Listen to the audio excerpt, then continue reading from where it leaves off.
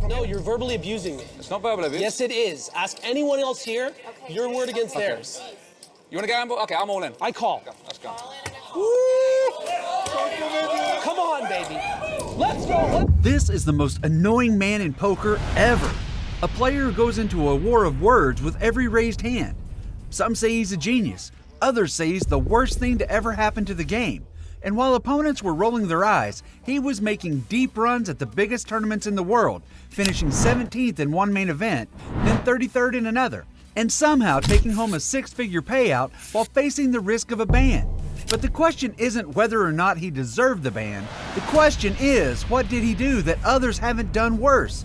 And why is he called the worst poker pro of all time? Will Kassouf was born in England, precisely London, in December 1981. He comes from a long line of immigrants that trace back to Lebanon. That mix of European and Arabian heritage gave him a certain edge, the kind of background where you grow up balancing cultures and plenty of opinions. And trust me, Kassouf never ran short of opinions. And since his surname sounds something like you'd call a baby kangaroo, let's just stick to the first name, Will. Before poker ever entered the picture, Will had a very normal path lined up. He studied law, trained properly, and even practiced as a solicitor. Imagine him in a suit, in some quiet office, drafting documents or arguing fine print in a courtroom. Hard to picture, right? But that's where he started. His career path was already set in stone, so considering any other job outside law would have been a complete rebellion, especially poker. But how the heck did this guy end up on the felt? Hold on a second, because the reason just might surprise you. Most lawyers learn how to pick apart people's words, pressure them, and make them crack. Will took that exact same habit and carried it straight into poker. For him, every table became a courtroom, and every opponent was a witness he needed to cross-examine. He would test them, poke them, and talk them into corners. Some found it brilliant, but to others, it was absolutely unbearable. Will stumbled into poker in local clubs and smaller casinos around England. The games there were not huge, but for him, they were the perfect training ground he needed. Small stakes, small wins, but plenty of practice for his quick tongue. Soon, everyone at the table started noticing how fast he calculated odds. For someone who was trained as a legal practitioner, he completely forgot about the noble profession. It was as if he never went to college for it, because once Will found out how thrilling poker was, law completely faded into the background. And just a few years later, he would surprise everyone by stepping into his first big stage ever. By the mid-2000s, Will started showing up at live tournaments around the UK, testing his skills against more serious players. At first, nothing about him screamed future TV villain. He was just another grinder trying to climb the ladder. But slowly, people started noticing a pattern. The bloke talked a lot. While most players sat in silence thinking up strategies, Will treated every hand like a dialogue. This habit became his trademark, something the poker world now calls speech play. What does that even mean? Well, imagine someone narrating their thought processes while you tried to keep a straight face. Except Will didn't just narrate. He would ask you questions, throw out wild guesses, and sometimes mock your choices, all while his hand was still going. I think I'm ahead. Did I get my money in good? You gonna keep bluffing me? Uncle, you're a good player, Phil. Either you're winning or you're losing. If you're winning, you should raise. If you're losing, you should fold. Don't call. Sign of a weak player. If you call here, the whole table will know, including the tournament director, that you're a weak player. Good pass. Phenomenal pass. How did you pass top 10? Imagine an opponent telling you things like that every single hand. He turned poker into a combination of interrogation and stand-up comedy. And sure, sometimes it was funny. But if you were the one across the table, you could start feeling tortured very fast. Pretty soon, rivals in the UK poker scene were grumbling. Not only was he talking non-stop, he also slowed the game down. His habit of tanking, taking ages to make a decision, plus all that chatter meant hands dragged on forever. He was entertaining sometimes annoying, and I had to have my headphones and tell him to shut up a couple times, but beyond that, that's okay, whatever, if that's what you want to do. But he was just taking so long every hand. I think there was a stretch of an hour that I called the clock on him every single hand that he played. I just started calling the clock because it was ridiculous. I think we were playing no more than 10 hands an hour. It's just really frustrating. Some players loved the entertainment value, but others couldn't stop rolling their eyes. They weren't here for a comedy show after all. Some of them were here to like and subscribe to my channel. Nah, who am I kidding? Yet, Will kept doubling down.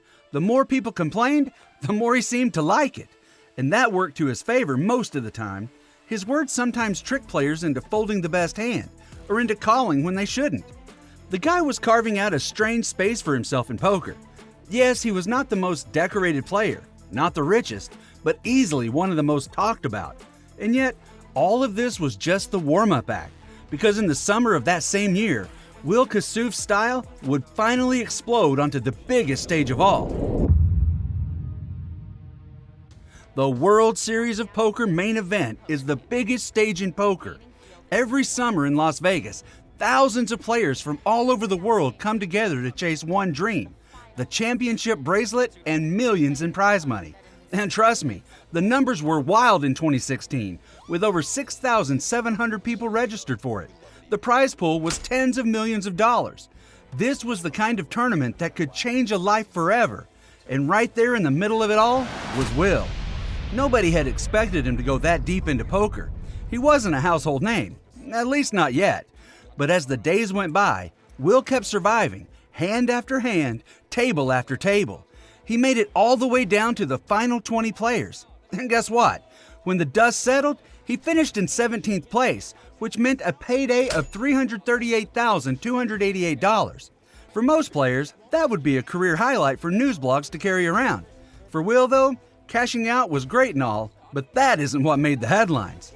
Because by this point, everyone in the poker room and everyone watching at home were starting to get used to his style. They might not have exactly loved how he played more with words than with cards, but they sure noticed him. The game that cemented his reputation as the ultimate table blabber was against Stacey Madison. Will was holding 9 high, garbage by poker standard. Most players would have folded and lived to fight another hand, but Will turned that into a show. He raised. Then, as Madison thought about what to do, he unleashed his signature weapon: endless table talk. On and on he went, trying to dig into her head. At one point, tournament director Jack Effel, standing over Will's shoulders, prohibited him from talking. But he gave no heed. He still continued talking with gestures. I'm going to ask you real quick. The next I didn't time say word. if you make one more gesture like that, Okay. I'm just trying to be friendly with the lady. this is not friendly. Okay? I was told I can't want to see. say I another don't want word. to see you move. You and I are going to have a conversation when this I ends. apologize. Okay? They could restrict his voice, but not his hands. Stacey Madison eventually folded, and true to Will's character of never missing a moment, he flipped over his 9 high with a grin and dropped the line that would follow him forever: 9 high, like a boss. Sick bluff. Turned the double gutter and missed. Never mind. 9 high like a boss. No heart. Big heart of a lion. 9 high like a boss. But while some people loved his genius, others thought it was the height of arrogance. I mean, who brags about winning with 9 high? Well, Will Kassouf did, and that was the moment poker TV had a new villain. Aside from the win, that hand showed how his speech play really worked. By talking nonstop, he was indirectly forcing opponents to second-guess themselves. Because, looking at the highlights again, Madison had the better hand. On paper, she should have called, but Will kept wearing her down with words, nudging her toward the fold. And that's the tricky thing with the bloke. He's a master manipulator. No wonder Jack immediately pulled him aside with a 1-round penalty. That's what I meant. Hey Dave, this guy's on a 1-round penalty until he gets back to the small 1 round? blind. 1 round. All right. Excuse me, sir. Okay, you're getting ready to get 2 rounds. Okay, so listen to me. You're done explaining. Of course, not everyone thought his gimmicks was okay. The complaints kept piling up the more Will climbed deeper into the main event. Even commentators couldn't hide their mixed feelings. Finishing 17th in the main event is an incredible achievement. Thousands of world-class players dream of even making it that far, and Will did it while turning the spotlight entirely on himself. And one thing about spotlights is sometimes they shine too bright on your flaws more than your wins. Because in 2018, Will was accused of pocketing a 100-pound roulette chip from a friend of his during a drunken night at a GU-KPT stop. Will immediately apologized and called it an error of judgment after the casino announced it would cut ties with him. But here's where the story twists. From that point on, Will became a dreaded character to contend with. He became a showman and a headache, depending on who you asked. And the question hanging in the air was simple. Was this real villainy or just a game character he adopted? The debate would follow him for years, and not just in 2016, because a couple of years later, Will's career would take a turn that had nothing to do with table talk and everything to do with breaking the rules. The deeper Will Kassouf went into poker, the louder the argument became. By now, he was officially both a genius who had figured out how to weaponize words and the most annoying player poker had ever seen. The main complaint was tanking.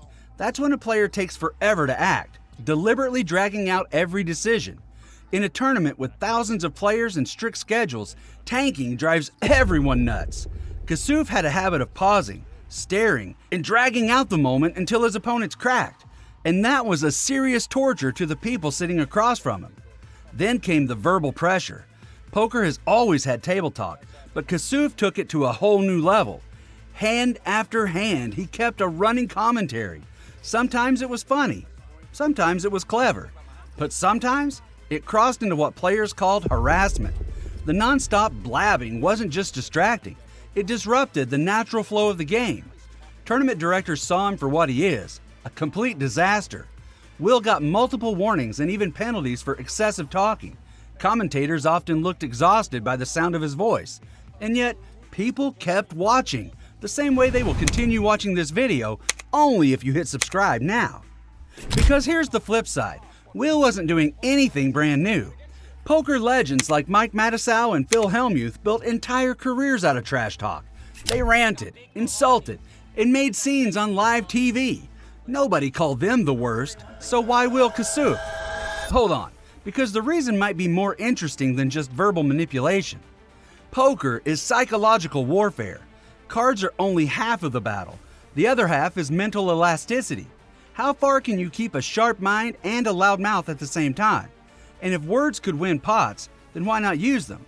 Over and over, Kassouf insisted he was playing within the rules. But was he?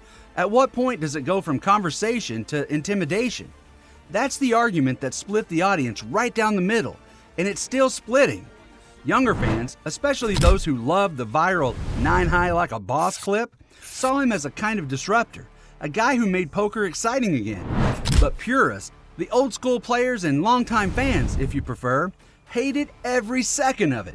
To them, Will was pushing boundaries and disrespecting the game. The label stuck. Articles, forums, and social media branded him the most annoying man in poker. And it wasn't because he lacked skill. Remember, the guy went deep in the main event.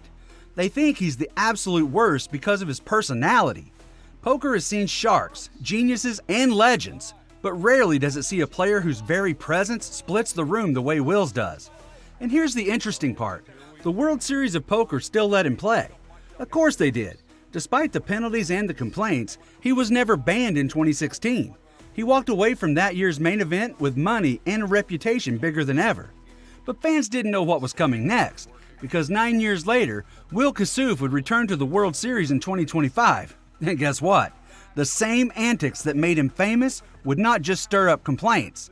This time, they would set off an explosion that shook the entire poker world.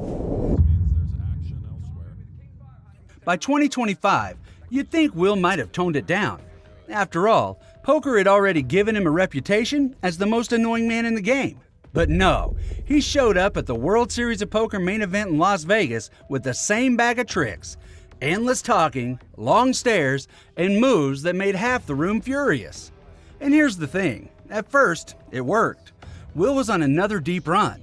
One of more than 9,000 players, he clawed his way into the top 40. On paper, finishing 33rd at the main event is huge. That's about $300,000 in prize money.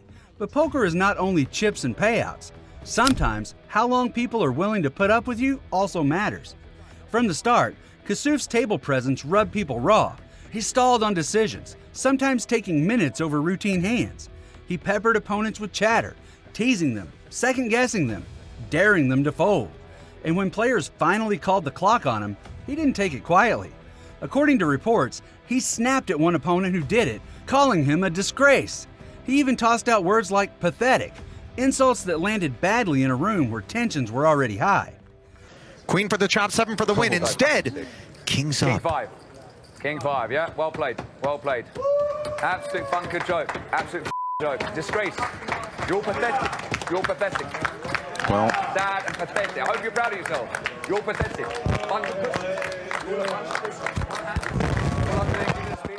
Losing it. The World Series of Poker had added stricter shot clock rules in recent years to speed up play, and Will's consistent tanking quickly drew warnings from the floor staff. By day 2, journalists covering the event were already noting how much of a disruption he was. One hand in particular dragged on for over 10 minutes while he stared down an opponent holding pocket queens. Not exactly the kind of TV poker people want to watch. Honestly, Will Kassouf makes Phil Hellmuth look like a saint, but it all came to a head midway through the main event. After multiple confrontations with players, dealers, and floor supervisors, the World Series of Poker made a call that stunned everyone. Kassouf was escorted out of the tournament and banned from the rest of the 2025 series. I'm just saying how it is. It's been an absolute disgrace. Not you personally, the whole WSB, how it's been run.